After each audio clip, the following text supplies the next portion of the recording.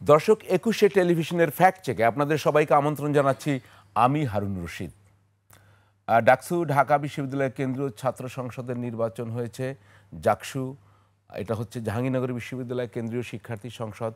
এরপরে রয়েছে রাকসু, তারপরে চাকসু, মানে সমস্ত পাবলিক বিশ্ববিদ্যালয় যেখানে মূলত ছাত্র সংসদ আছে, একটিই নাই শুধুমাত্র, আর সবখানেই এই ব্যবস্থাপনা রয়েছে, সবখানেই নির্বাচন হবে। আর যে দুটোতে হয়েছে সেখানে বাংলাদেশ ইসলামী ছাত্র শিবিরের জয় জয়কার। কিন্তু শিবিরের জয় বিএনপির কেন এত সমালোচনা, এটাই হচ্ছে আমাদের বিষয় আজকের। মানে এই দুটি সংগঠন একসময় আমরা দেখেছি, মানে আজকে কিন্তু দুটি ছাত্র সংগঠনই আনার আমার কথা ছিল, এই কারণেই আনিনি। কারণ হচ্ছে শিবিরের জয়ে বিএনপির লোকজন, বিএনপির কেন্দ্রীয় নেতারা সমালোচনা করছেন, জবাব দিচ্ছেন দু একটার। জামায়াতের নেতার, এ কারণে জামায়াতের নেতাদেরও এখানে আনা হয়েছে। এই আলোচনার জন্য আমাদের সঙ্গে রয়েছেন, পরিচয় করিয়ে দিই। প্রথমেই আমার ডান দিকে রয়েছেন নীলোফার চৌধুরী মণি, তিনি বিএনপির স্বনির্ভর বিষয়ক সম্পাদক কেন্দ্রীয়, এবং উনি সাবেক সংসদ সদস্য।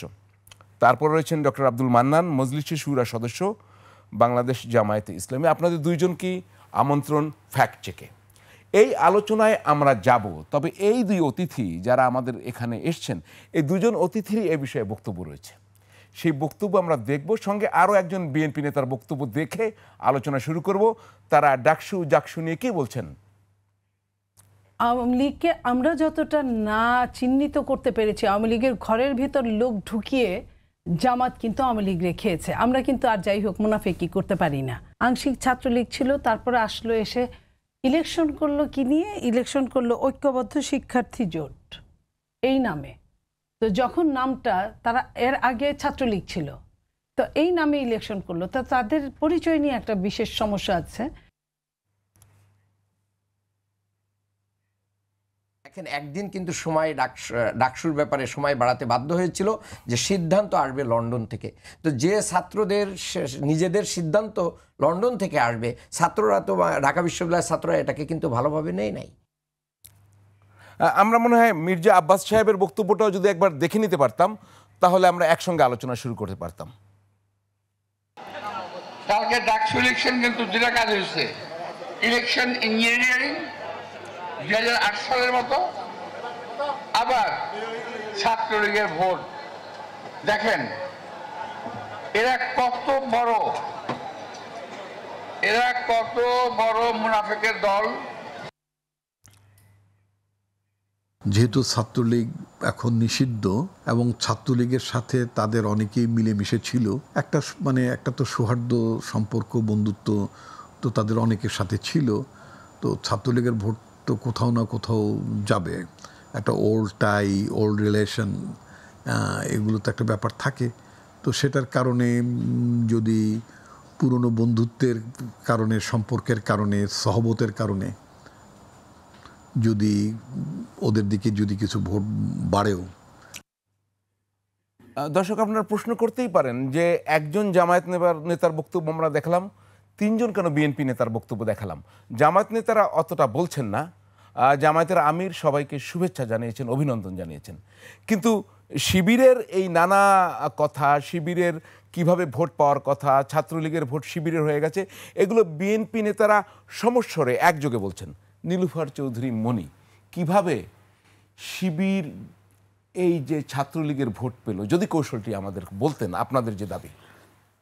ধন্যবাদ আপনাকে। যারা শুনছেন আমার শুভেচ্ছা অভিনন্দন, আমার সহালোচককে শুভেচ্ছা।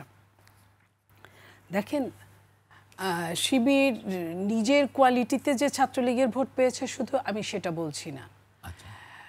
এইখানে ছাত্রলীগ বা আওয়ামী লীগ একটা ব্যাপারে জড়িত, ন্যাশনাল না, ইন্টারন্যাশনাল ব্যাপারে। আপনার মনে পড়ে নিশ্চয়ই যে আওয়ামী লীগ যখন ক্ষমতায় ছিল, ক্ষমতার যখন ব্যবহার সব কিছু করেছে, তখন আওয়ামী লীগ সভানেত্রী মাঝে মাঝে একটা কথা বলতো যে আমরা যদি না থাকতাম, দেশে এবং বিদেশে গিয়ে আমরা যদি না থাকতাম, তাহলে এই দেশ জঙ্গিতে পরিণত হতো, এবং বিভিন্ন জায়গায় রেকি করে জঙ্গি ধরার চেষ্টা করত উনি প্রায় সময় বিভিন্নভাবে। সেটাকে আন্তর্জাতিকভাবে সে নাই, জঙ্গিতে যে এই দেশটা ছেয়ে আছে, এটা বোঝানোর জন্য শিবিরকে 1 নাম্বার ভোট দিতে পারে। নাম্বার 1টা। 2টা নাম্বার হচ্ছে ছাত্রদলের লেবাস দিয়ে, হয়তো ছাত্রদল 2-1 ছিল কিনা আমি ঠিক জানি না, এটা একটা প্রপাগান্ডা ষড়যন্ত্র হতে পারে। 32 নম্বরে 15ই আগস্টে একটা মিছিল হয়েছে, সেইখানে ছাত্রদলের নাম নিয়ে মিছিলটা হয়েছে, সেই কারণেও ভোটটা চলে যেতে পারে।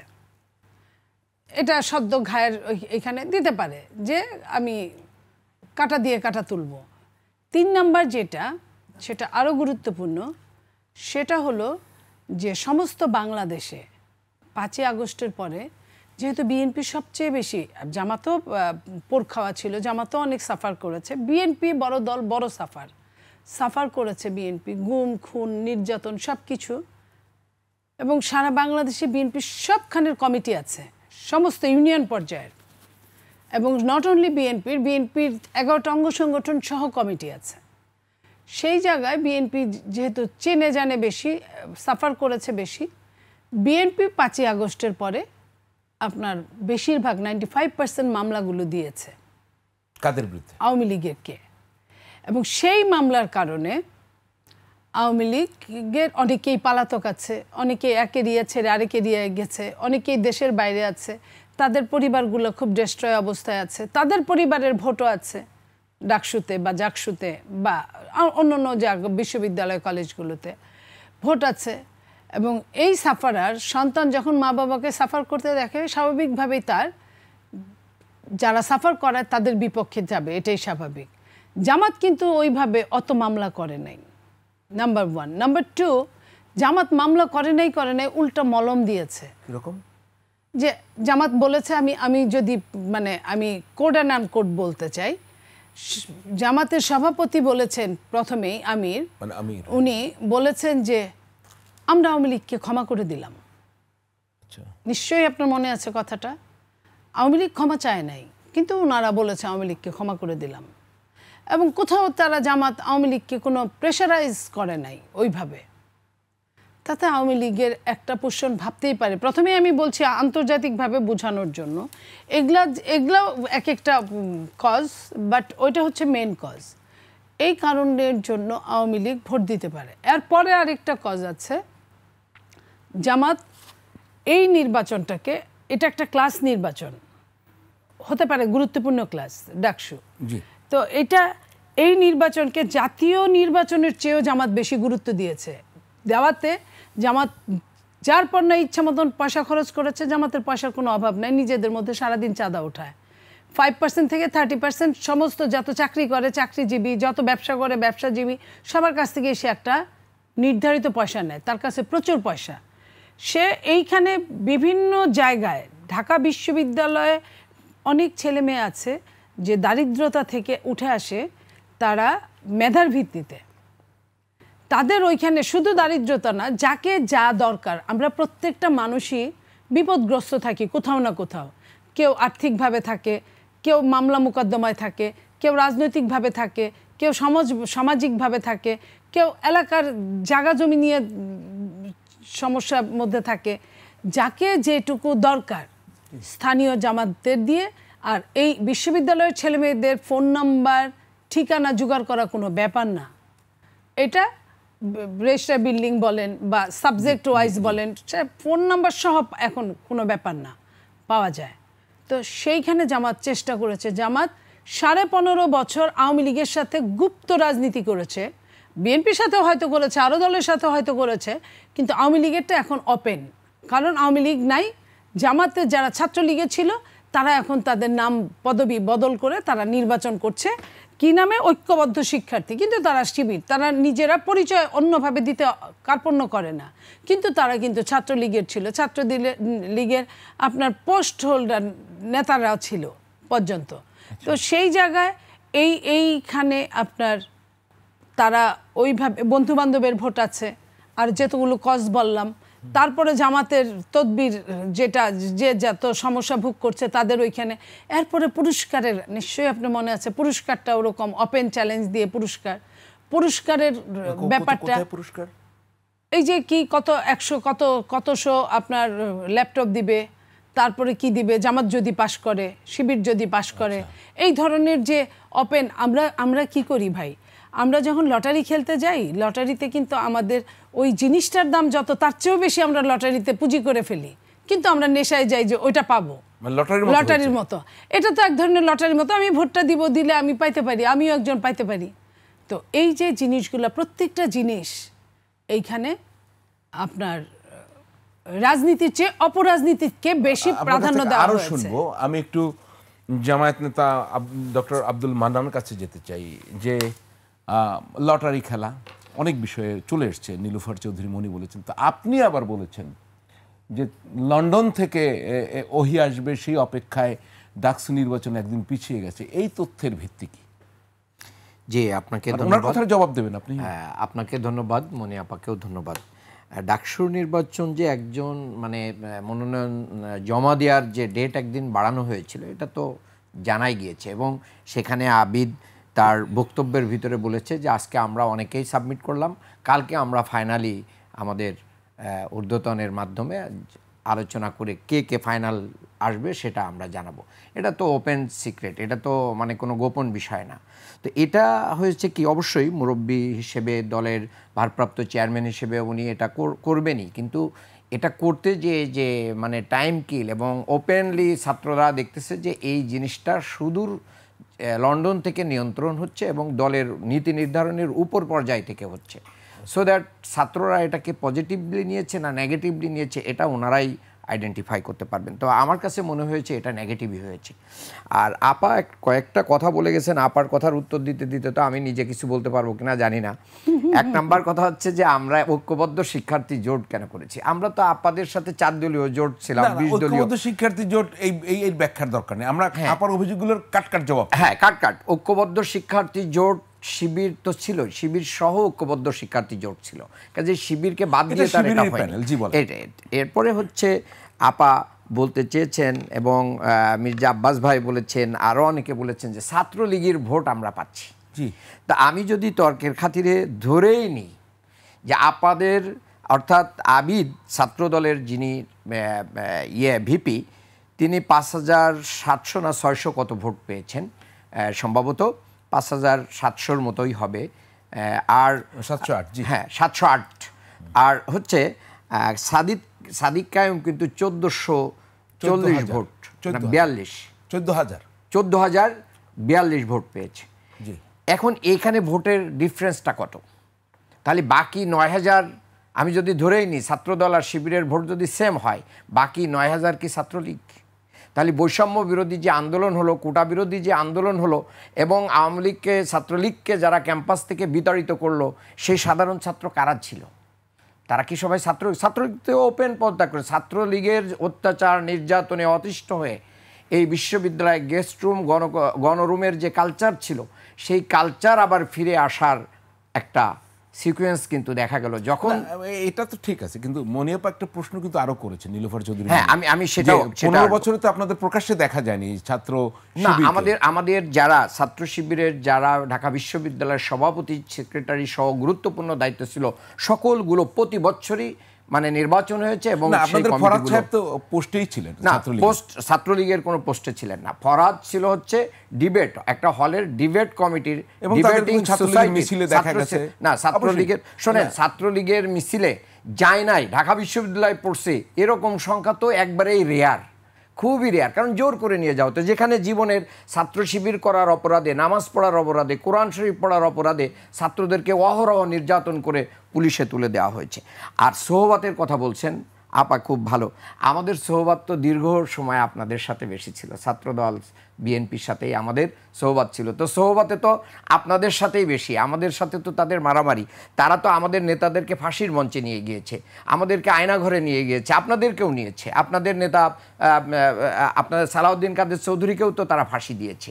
তাহলে আমরা মনে করি যে নির্যাতনের শিকার আমরা সবাই, এবং আমি খুব স্পষ্টভাবে বলি, এই আওয়ামী লীগ আমলে আমরা একই খাঁচার ভিতরে হাজিরা দিয়েছি, একই জেলখানায়, একই গারদে গিয়েছি, আসছি আমরা বিএনপি জামাত একসাথে।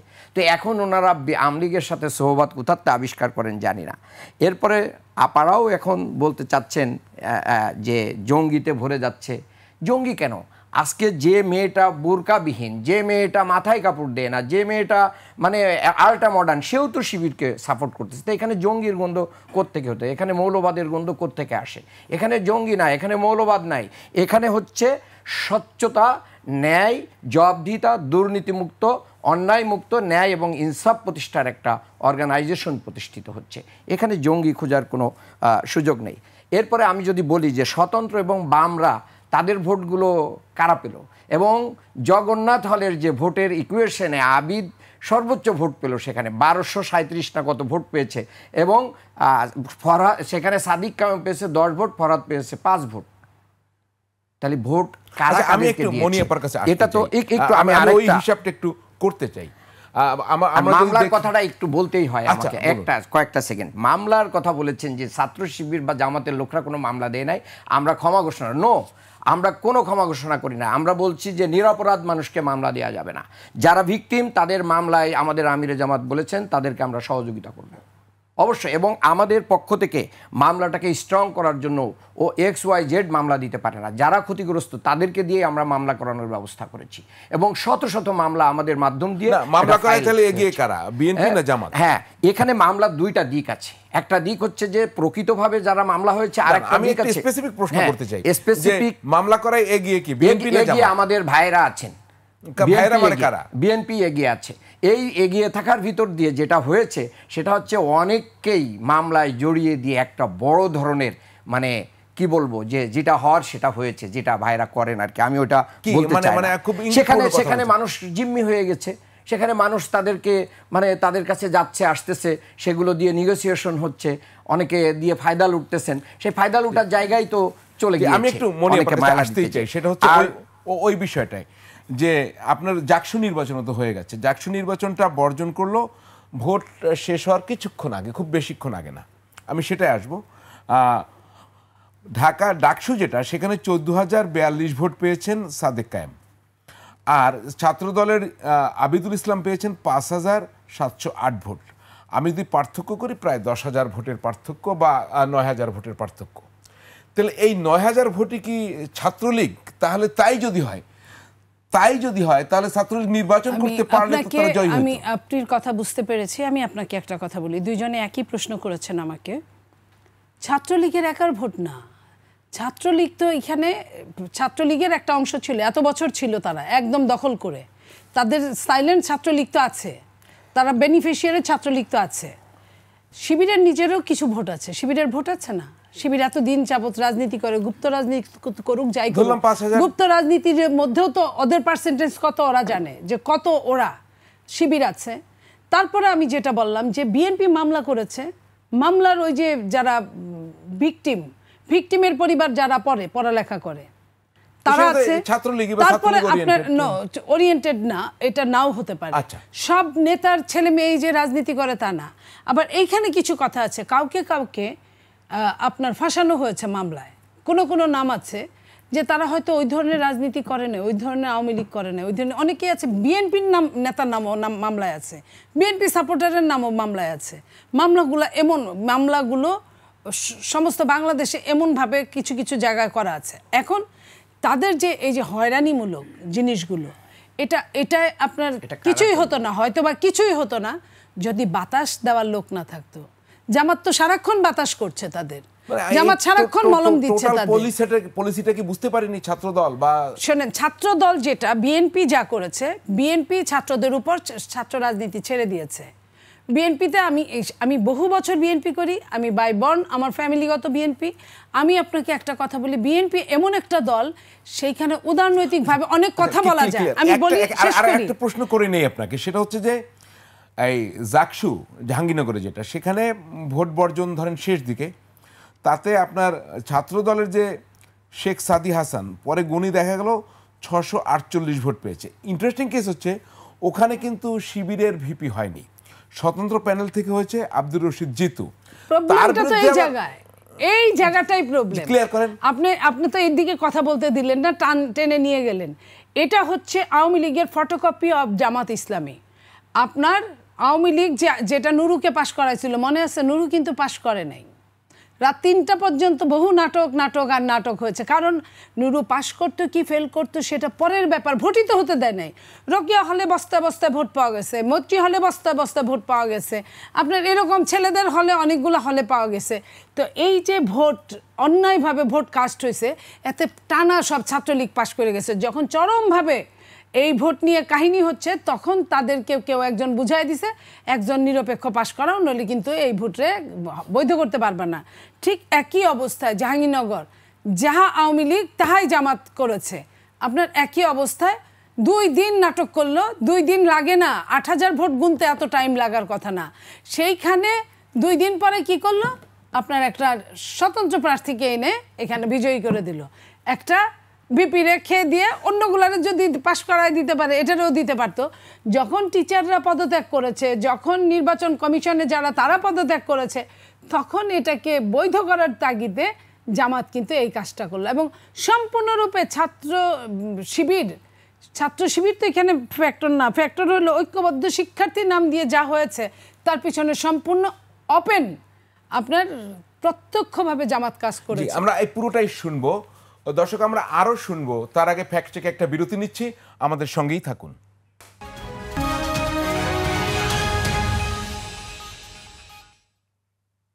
দর্শক, বিরতির পর ফিরে এলাম ফ্যাক্ট চেক নিয়ে। আমরা জাহাঙ্গীরনগর বিশ্ববিদ্যালয় কেন্দ্রীয় ছাত্র সংসদের আলোচনায় ছিলাম, সেই আলোচনায় চলবে। তার আগে আরও 2টি ভিডিও দেখে নিই, যেটি একটি রুহুল কবির রিজভী, যিনি ইলেকশন ইঞ্জিনিয়ারিংয়ের কথা বলছেন, আর জামায়াত ইসলামীর মহানগর দক্ষিণের নায়েবে আমির তিনি ডক্টর হেলাল উদ্দিন। এই দুটো বক্তব্য দেখলে আসলে আমরা বুঝতে পারবো কোন দিকে যাচ্ছে ঘটনা। রাষ্ট্র এবং বিশ্ববিদ্যালয়ের কর্তৃপক্ষ সব মিলিয়ে কোনো একটা গভীর নীল নকশা তৈরি হচ্ছে কিনা, যে টার্গেট করে যেখানে জাতীয়তাবাদী শক্তিকে উঠতে, আমরা আওয়ামী লীগকে তাড়িয়েছি, এখন এদেরকে ঘায়েল করতে হবে। প্রতিফলন ঘটানোর জন্য যদি কোনো ইঞ্জিনিয়ারিং হয়, আমি জালিয়াতির চাইতে ইঞ্জিনিয়ারিংকে প্রাধান্য দিচ্ছি, নানা কৌশল করা হয়, তাহলে এটা কিন্তু ধরা পড়বেই। 18টা হলের মধ্যে একটি ছিল নন মুসলিম হল, জগন্নাথ হল। তো সেইটা ছাড়া বাকি 17টা হলে ছাত্র শিবির সমর্থিত প্যানেলকে নিরঙ্কুশভাবে ভোট দেওয়া, এটা একটা মানে অবিস্মরণীয়। এটাই হলো বিপ্লব। আমরা মনে করি যে আগস্ট বিপ্লবের পুরা বাস্তবায়নটা এখানে হয়েছে। জি, দুটো বক্তব্য পেলাম। জামায়াত নেতার একটি বক্তব্য, তিনি বলছেন জুলাই আগস্ট বিপ্লবেরই প্রতিফলন ঘটেছে ঢাকা বিশ্ববিদ্যালয় ডাকসু। অবশ্যই এই বক্তব্যটা জাকসু হওয়ার আগে, ওনার এই বক্তব্য আরও পরে আছে, যে এর প্রভাব পড়বে জাকসু এবং অন্য, তাই পড়েছে।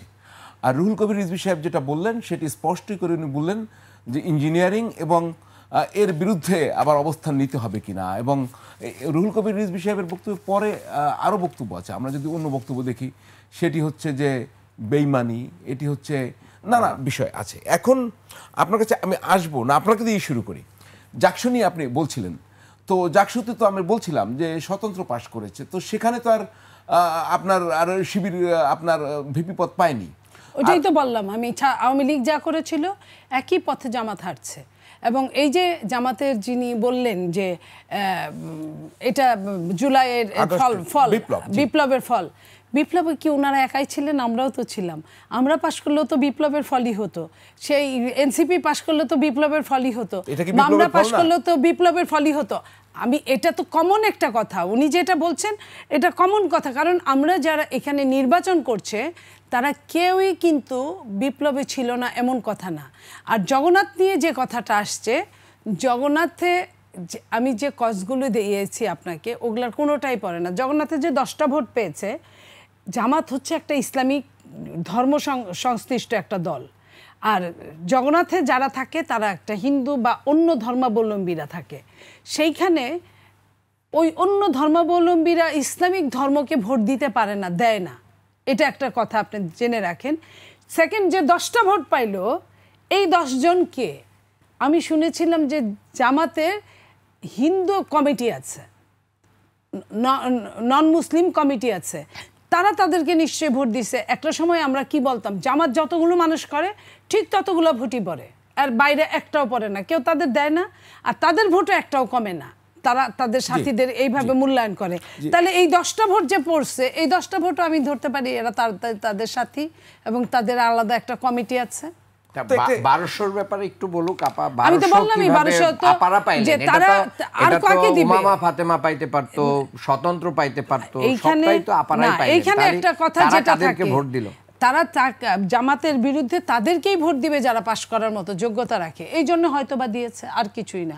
আমিও তো চাইবো, আমি যখন নিরপেক্ষ থাকবো, আমি আমার ভোটটা এমন জায়গায় দিতে চাইবো যেখানে ভোটটার মর্যাদা থাকে। জি আপা, আপনাকে ধন্যবাদ। ডক্টর আব্দুল প্রশ্নটাই করিনি।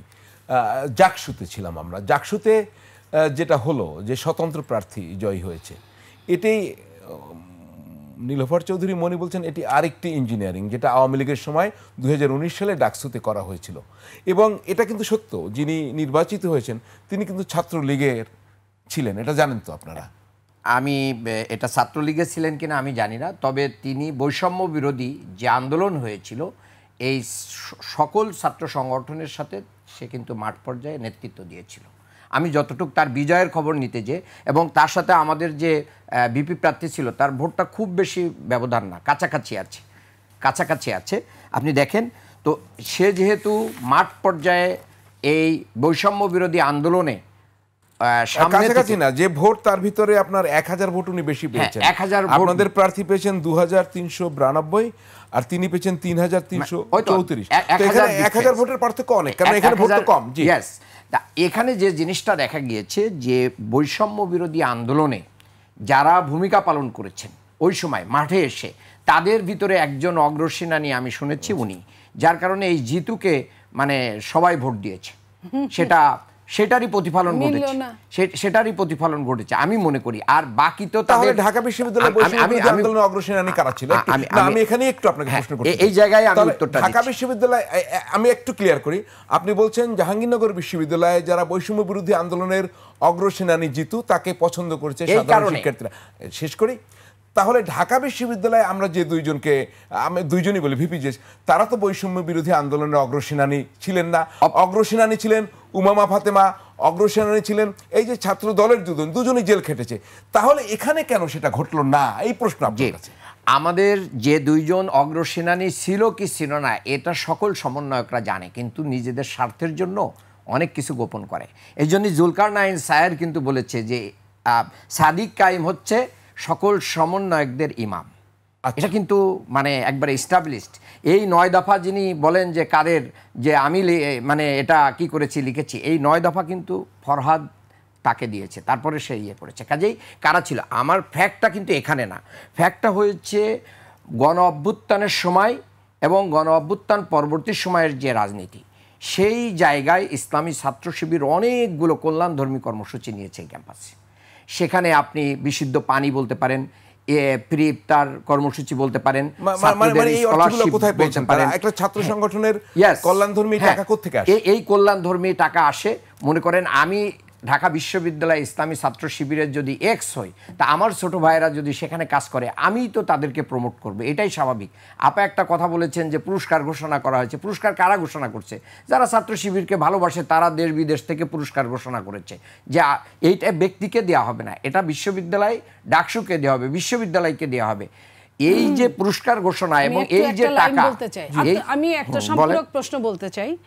এই যে বিশ্ববিদ্যালয়ের নির্বাচনকে এত কস্টলি বানিয়ে ফেললো, এমনি জাতীয় নির্বাচন বা মেম্বার চেয়ারম্যান নির্বাচন, পৌরসভা নির্বাচন, সিটি কর্পোরেশন নির্বাচন এত কস্টলি, তারপরে এই বিশ্ববিদ্যালয়ের নির্বাচনকে দেখে সামনের যে জাতীয় নির্বাচন আমরা তো কল্পনাই করতে পারবো না যে ইলেকশন করব, কারণ এত পয়সা কোথায় পাবো? দেখেন মানে আমি একটু কস্টলি বলছেন, আপনার কি ধারণা ইসলামী ছাত্র শিবির কত টাকা খরচ করেছে? আমি বিভিন্ন জায়গায় শুনি যে 15 কোটি মাত্র।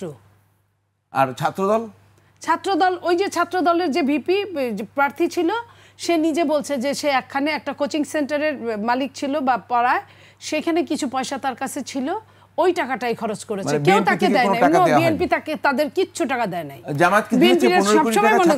শুনেন, ছাত্র শিবিরকে জামাতের টাকা দেওয়ার কোনো প্রয়োজন হয় না। ছাত্র শিবির যখন একটা কল্যাণধর্মী কর্মসূচি নেই, ছাত্র শিবিরের ওয়েল উইশাররা সেটা বাস্তবায়ন করে দেয়। কাজে ছাত্র শিবিরের কারোর কাছে এটার জন্য কি করা লাগে না, মানে দুয়ারে দুয়ারে ঘোরা লাগে। সেটা একটু ক্লিয়ার করেন, কারা তারা? হ্যাঁ, তারা হচ্ছে যারা ছাত্র শিবিরের ঢাকা বিশ্ববিদ্যালয়, বিভিন্ন বিশ্ববিদ্যালয় ছাত্র শিবির আগে করে গিয়েছে, এখান থেকে যে দেশের বিদেশে ভালো পজিশনে আছে, তারাই তো ছাত্র শিবিরকে কি করতেছে, অর্থনৈতিকভাবে সহযোগিতা করতেছে। তুমি কল্যাণধর্মী কাজ করো, আমি তোমাকে কি করব, প্রমোট করব। সেই প্রমোটের জায়গা তো ওনাদেরও আছে, এবং ওনাদের যে টাকা পয়সার অভাব আছে আমি তো তা মনে করি না। এত টাকা পয়সা বিভিন্ন জায়গা থেকে রোজগার হয় বলে পত্রপত্রিকা, মিডিয়া দিতে, এগুলো কিছু যদি ছাত্রদের কল্যাণে আপনারা খরচ করতেন তাহলে সেগুলো তো অনেক বেশি প্রভাব পড়তো নির্বাচনে। আপনারা খালি নিবেন মানুষের কাছ থেকে, মানুষের কল্যাণে ব্যয় করবেন না, সেটা দিয়ে তো আউটপুট পাবেন না। আউটপুট পাইতে গেলে মানুষের জন্য ব্যয় করতে হবে, রাজনীতি মানুষের জন্য করতে হবে। টাকা পয়সা কোথায় যায় নীলুফার আপা? শোনেন, মানে আমরা আমি বলি আপনার বাসার কাজের লোকের টাকা, আর আপনি যখন একটা মালিক, আপনি একটা প্রতিষ্ঠানের মালিক, আপনার টাকা কি এক জিনিস? জামাত হলো সব জায়গায় প্রতিষ্ঠান ধ্বংস করেছে, প্রতিষ্ঠান লুট করেছে, প্রতিষ্ঠান দখল করেছে। আর বিএনপি আপনার ব্যাংক থেকে শুরু করে বীমা থেকে শুরু করে, আপনার পরিবহন, বড় বড় বাস গাড়ি থেকে শুরু করে, হাসপাতাল থেকে শুরু করে, প্রশাসন। আপনার কালকে আমি একজন ডিসির কাছে শুনলাম যে বিএনপির মাত্র 2টা ডিসি এই 64 জেলার মধ্যে, আর বাকিগুলা জামাত এবং কিছু হলো আওয়ামী লীগের পতিত প্রেতাত্মারা, আর বাকি 2টা মাত্র বিএনপির। আপনি বুঝেন তাহলে যে আজকে রিজভি ভাই কি বলছে যে ভিসি কতজন, কি 22 জন, 16 জন জামাতের ভিসি। আপনার মনে করেন মেধাবী, বিএনপির মেধাবী করে তো বসায় রাখছেন আপনারা। আপনারা তো এগুলো দখল করছেন, আপনারা এই সরকারের ঘাড়ের উপর বসে কান ধরে বসে আছেন। আমাকে একটু বলতে দেন। বিষয় হচ্ছে রিজভি ভাই বলেছেন 16 জন জামাতের ভিসি। আমি তর্কের খাতিরে ধরেই নিলাম যে এরা জামাতের ভিসি, তাহলে 56টা পাবলিক বিশ্ববিদ্যালয়ের ভিতর থেকে 40 জন বিএনপির। আচ্ছা, তারপরে একটা ঢাকা বিশ্ববিদ্যালয়ের ভিসি আর একটা কুষ্টিয়া বিশ্ববিদ্যালয়ের ভিসি, দুইজন কি সমান? একটু বলতে দেন আমাকে। না, আপনি কিন্তু বলছিলেন বিএনপিতে মেধাবী লোক নাই। হ্যাঁ, তাহলে আমি বলছি সেটাই তো, বিএনপিতে মেধাবী লোক আছে কিনা আপনি বঞ্চিত করে তো এটা বলতে পারেন না। আমি বলছিলাম তখন আপনি কথাটা নিয়েছিলেন। আচ্ছা ঠিক আছে, আপনি শেষ করেন। না, বিএনপিতে মেধাবী লোক নাই। মেধাবী লোক নাই তা আমি বলি না, মেধার লালন করতে। বিএনপি 10-15 বছর 20 বছর এই দেশ শাসন করেছে।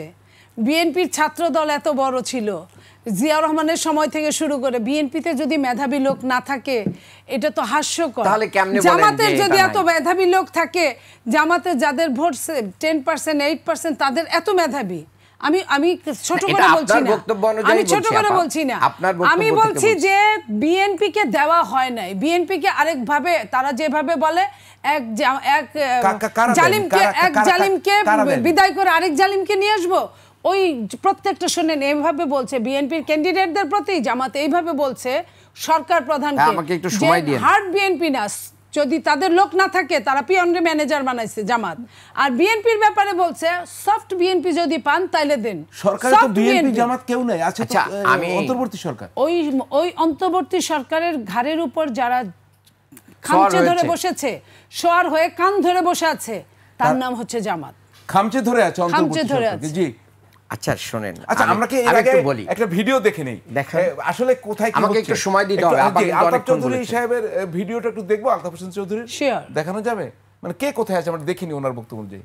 আমি দুইটা জিনিস তফাৎ দেখাইতেছি যে আজকে আমাদের অন্তত পরিবর্তিত কাজ দেখেন, আমরা কি করি, বাস স্ট্যান্ড দখল করতেছি, আমরা লঞ্চ ঘাট দখল করতেছি, ফেরিঘাট দখল করতেছি, আর জামাতি ইউনিভার্সিটি দখল করতেছি।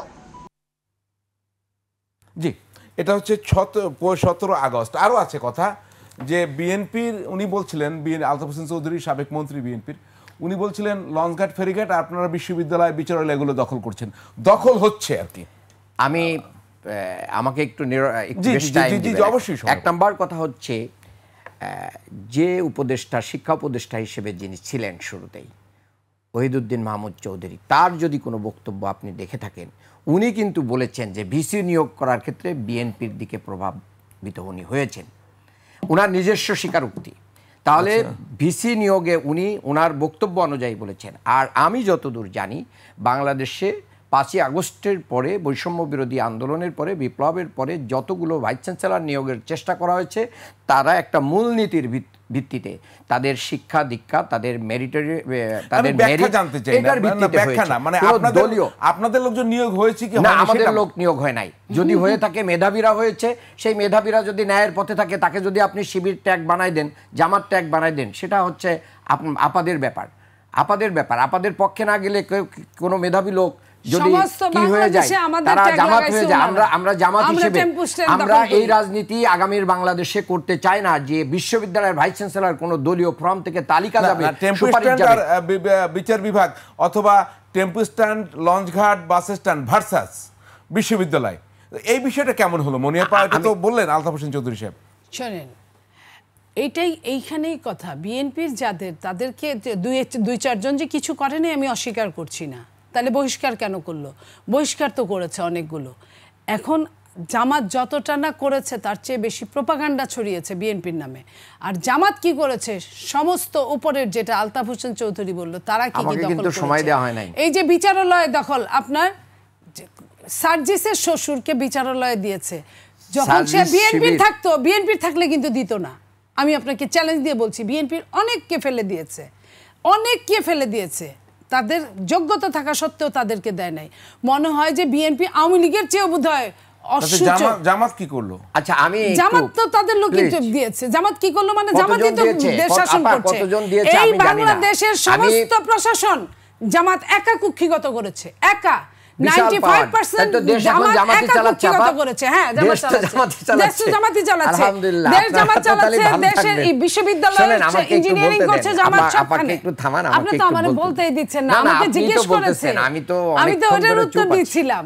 শুনেন, আমি একটু বলি, সেখানে হচ্ছে বাংলাদেশে এই গণ অভ্যুত্থানের পরে নতুন ধারার রাজনীতি বাংলাদেশের মানুষকে উপহার দিতে হবে। দলীয় ভিত্তিতে বিচারক নিয়োগ হতে পারে না, দলীয় ভিত্তিতে বিশ্ববিদ্যালয়ের ভাইস চ্যান্সেলর নিয়োগ হতে পারে না, দলীয় ভিত্তিতে সচিব, ডিসি, এডিসি, এসপি, ওসি এগুলো নিয়োগ হতে পারে না কোনো দলের কার্যালয়তে। সেটা যদি জামাত ইসলামী উদয়, আমরা সেই জামাতকে অপছন্দ করি। সোজা স্ট্রেট ফরওয়ার্ড। এই নতুন প্রজন্ম একটা নতুন বাংলাদেশের স্বপ্নের জন্য রক্ত দিয়েছে। এই সমস্ত কোনো ভবন থেকে তালিকা যাবে, কোনো দেশের অন্য জায়গার থেকে একটা তালিকা আসবে, আর তার ভিত্তিতে একটা বাংলাদেশ হবে। এটা আপনার আদর্শের কথা, কিন্তু অবশ্যই দলীয়ভাবে হয়নি। না, দলীয়ভাবে আমরা দেই নাই। দলীয়ভাবে হয়নি, তাহলে তো কোথাও দলীয় নাই। তাহলে এখন মনে করেন হারুন ভাইকে তার যোগ্যতার ভিত্তিতে এখানে নিয়োগ দেওয়া হয়েছে। হারুন ভাই যদি মানে শিবির হয়ে যায়, তাহলে সেই শিবিরই তো আমাদের জন্য ভালো।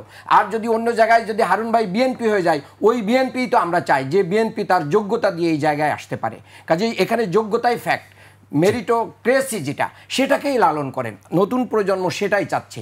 এই দখলবাজি, চাঁদাবাজি এবং মাস্তানি, পেশিশক্তির রাজনীতিকে বয়কট করেছে। আমি আপনাদেরকে বলবো যে ভুল থেকে আমাদেরকে শিক্ষা নিতে হবে। আমাদের যদি কোনো জায়গায় রাজনীতির ভুল হয়ে যায়, আসুন অন্যের পরে দায় না চাপিয়ে আমার উইকনেস কী ছিল, আমি কেন ডাকসু এবং জাকসুতে জিততে পারলাম না, সেখানে আমার কি কি উইক পয়েন্ট ছিল, সেগুলো নিয়ে আত্মপর্যালোচনা করেন। আমরাও এখন পর্যালোচনায় আছি যে আমাদের পরে যে দায়িত্ববোধটা দেওয়া হয়েছে, আমরা যে এই দায়িত্বটা আমরা শুনবো দর্শক, এ বিষয়ে আরো শুনবো, আমরা জাতীয় রাজনীতি নিয়ে শুনবো। তার আগে ফ্যাক্ট চেকে আরো একটি বিরতি নিচ্ছি, সঙ্গেই থাকুন।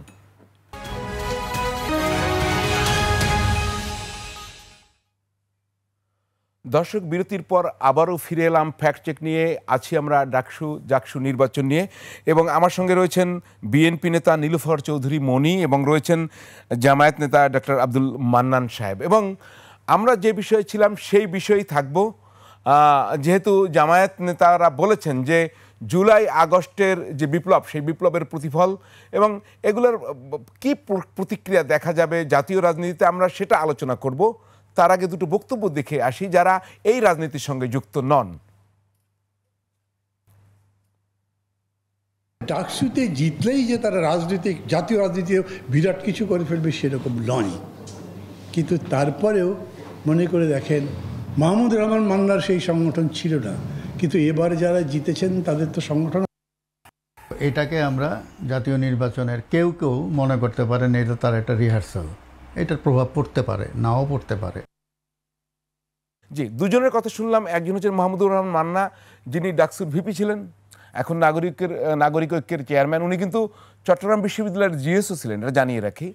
আর একজন মহিউদ্দিন আহমেদ, আপনারা জানেন তিনি ইতিহাস বিষয়ক লেখক। দুইজন ঠিক বলেননি যে প্রভাব পড়বে না, প্রভাব পড়তে পারে। আবার মান্না ভাই যেটা বললেন যে তার তো সংগঠন ছিল না, জামায়াতের তো সংগঠন আছে। এখন আরও তো বিশ্ববিদ্যালয়গুলো নির্বাচন হবে, এই ধারায় তো যদি এটা তরুণদের পছন্দ হয়েই থাকে তাহলে এই ধারা তো অব্যাহত থাকবে। আরও দুটো নির্বাচন আছে, জাতীয় রাজনীতিতে এর কি প্রভাব পড়বে? আপনি দেখেন সামনে কিন্তু আন্দোলনের ডাক আসছে। নীলুফার চৌধুরী মনি, আপনাকে দিয়ে শুরু করি। এখানে জামায়াত এবং আরও কয়েকটি সংগঠন কিন্তু বিভিন্ন ইস্যুতে আন্দোলনে যাচ্ছে নির্বাচনের আগে। জাতীয় রাজনীতিতে এর প্রভাব কতটা পড়বে? দেখেন, জামাত আন্দোলন করতে পারে, আমি অস্বীকার করব না। জামাত সহ ইসলামিক দলগুলো মিলে যে আন্দোলনের তারা দিয়েছে, তার সাথে আরও কিছু যুগ হয়েছে, এবি পার্টি, তারপরে কি বলে এনসিপি, তারপর আরও কয়েকটা কি নুরুর দল, হ্যাঁ নূর, তো তার দল, সব মিলে আপনার মনে করেন যে আন্দোলন তারা কতটুকু করতে পারবে আমরা সামনের দিনে অপেক্ষা করছি দেখার জন্য। তবে এটার যে প্রতিফলনের কথা যেটা মান্না ভাই বলল, মান্না ভাইয়ের কথা অনেক আগের, তখন অ্যানালগ দুনিয়া ছিল। এখন কিন্তু মানুষ মুহূর্তে মুহূর্তে অনেক কিছু চেঞ্জ হয়, অনেক কিছু মানুষের, আমি বলবো যে এখান থেকে উত্তরানোরও যেমন সুযোগ আছে, অনেক কিছু চেঞ্জ হয়। আমাকে বদলালে আমার অনেক কিছু বদলাবে, তারা তাদেরকে বদলালে তাদের অনেক কিছু বদলাবে, আমি এটা মনে করি। আর এই প্রজন্মের সন্তানরা ভীষণ সেন্সিটিভ, তাদেরকে বুঝে উঠতে হবে, এই যে ইয়াং ভোটারদের বুঝে ওঠা উচিত। এবং আমিও মান্না ভাইয়ের মতো মনে করি, মান্না ভাই যেমন ভিপিজিএস হওয়ার পরেও নিজের জীবনের বাকি অংশটুকু ফুলফিল করতে পারে নাই, ঠিক তেমনি এই ভিপিজিএস যে পরবর্তীতে সাক্ষ্য রাখবে, কারণ এখানে একটা এনভায়রনমেন্টাল প্রবলেম আছে। আপনাকে একটা প্রশ্ন করতেই চাই, ছাত্রলীগের ভোট শিবিরে গেলে আওয়ামী লীগের ভোট কেন জামায়াতে যাবে না, এর ব্যাখ্যা আপনার কাছে জানতে চাই। এটার পজিটিভও যেমন আছে, এটা নেগেটিভও তেমন আছে। যেতে পারে তো জামাতে তো আওয়ামী লীগের ভোট যেতেই পারে, শুনেন, যেতেও পারে আবার নাও যেতে পারে। যেতে পারে কেন, না যেতে পারে কেন? যেতে পারে এই কারণে যে যদি তারা মনে করে যে আমি মৌলবাদ হিসেবেই, পাশের দেশে মৌলবাদ অনেক দিন যাবত আছে, আমি মৌলবাদ হিসেবেই বাংলাদেশটাকে ডেস্ট্রয় করার চেষ্টা করব বা বিশ্বকে বুঝাবো, সেখানে যেতে পারে। আবার না যেতে পারার কারণটা আছে যে এই পতিত আওয়ামী লীগ মনে করতে পারে যে আমার স্বতন্ত্রভাবে আমার 2-4টা পোস্ট আমার এমপি থাকলে অসুবিধাটা কোথায়, তারা এটা নিয়েও ফাইট দিতে পারে। স্বতন্ত্রভাবে তো দেওয়াই যায়, জামাতের যেমন নিবন্ধন ছিল না, জামাত কি ধানের শীষ নিয়ে দাঁড়ায় নাই, দাঁড়িয়েছে। ওরকম নিবন্ধন না থাকলেও তারা স্বতন্ত্র যে কোনো মার্কা নিয়ে, তার যদি মামলা মোকদ্দমা না থাকে সে দাঁড়াতে পারে, দাঁড়াতে পারে, তাও দাঁড়াতে পারে। কারণ 300 আসনে তো জামাত মনোনয়ন দিয়ে ফেলেছে। যদি দিয়ে ফেলেছে সেটা আলাদা জিনিস, জামাত যদি তার কথা না চেঞ্জ করে। যদি বলে না যে গ্রামে একটা কথা বলে যে গায়ে বাছুরে পিরিত থাকলে বন্ধে যায় দুধ দেয়, মানে গাভী আর গাভীর বাছুরের যদি সম্পর্ক থাকে, মালিক যতই দুধ দুয়ায় নিয়ে যাক, বাছুরের জন্য তার মা দুধ রেখে দিতে পারে, এবং সে যখন তাকে বনে যখন তাকে রেখে আসে তখন সে তার বাচ্চাকে দিতে পারে। এটা গায়ে বাছুরের পিরিত যদি থাকে, সেই যে সোহবত আছে জামাতের সাথে আওয়ামী লীগের, আপনি বলেছেন সহবত থাকে, সময়েই থাকে না। মানুষ তার নিজের প্রয়োজনটা সবচেয়ে বেশি ভালোবাসে। নিজের প্রয়োজনে যদি মনে করে, অবশ্যই সে ওইটা যে প্রয়োজনটা সে ডিমান্ড করবে সেটাই সে ফুলফিল করবে। এটা তো এমনও হতে পারে বিএনপির সাথেও মিলে যেতে পারে, এমনও হতে পারে আরো কারোর সাথে মিলে যেতে পারে। আওয়ামী লীগ না, আপনার যারা ভোটার আছে, যারা ভোটার আছে, আমি ভোটারদের কথা বলছি। তাহলে বিএনপির ভোটার আওয়ামী লীগের ভোটার বিএনপি থেকে ভোট দিতে পারে, পারলেই। আমি সারা জীবন যে একটা দলের মধ্যেই থাকবো এমন তো না। আমি তো সাধারণ ভোটার, আমি তো সাধারণ ভোটার। তাহলে জামাতে দিলে সমস্যা কি? আমি তো তা বলি নাই যে সমস্যা আছে, একবারও বলি নাই। আমি বলেছি ছাত্রদের ভোট আর জেনারেল ভোটের মধ্যে পার্থক্য আছে। শিবিরকে দিলে সমস্যা কি? আমি তো না করি নাই, আমি বলেছি দিয়েছে, আমি তো বলি নাই দিয়েছে বলে সমস্যা আছে, একবারও তো বলি নাই। জি, আমরা ডক্টর আব্দুল মান্নান সাহেব আপনার কাছে শুনতে চাই। আপনারা মূলত আওয়ামী ফ্যাসিবাদের সাথে এখন মানে মিলার জন্য পথ খুঁজতেছেন, খুব ক্লিয়ার। আজকে সকালেও আপনারা মনে হয় পিছাই পড়ছেন, এই জন্য একটু কাজা আদায় করতেছেন। সেটা হচ্ছে যে আমি একটা নিউজ দেখলাম, আমি যদিও এটা যাচাই করতে পারি না, সালাউদ্দিন ভাইয়ের নামে আসছে যে আমরা আর তাদের মিছিলে বাধা দিব না। এটা মনে হয় ফেক নিউজ, আমি জানি না। তবে জাতীয় পার্টির মহাসচিব এই প্রোগ্রামটার নাম যদি ফ্যাক্ট চেকার আমি বলিনি, ওটা চেক করছি, আপনি বলেন। আচ্ছা ঠিক আছে, ওইটা আমিও এই জন্যই কিন্তু কনফার্ম করে বলি নাই। তবে জাতীয় পার্টির মহাসচিব শামীম হায়দার পাটোয়ারি বলেছেন দায়িত্ব কিন্তু বিএনপির। এটা দ্বারা মূলত জাতীয় পার্টি রক্ষার দায়িত্ব এখন বিএনপির, বিএনপিকে নিতে হবে।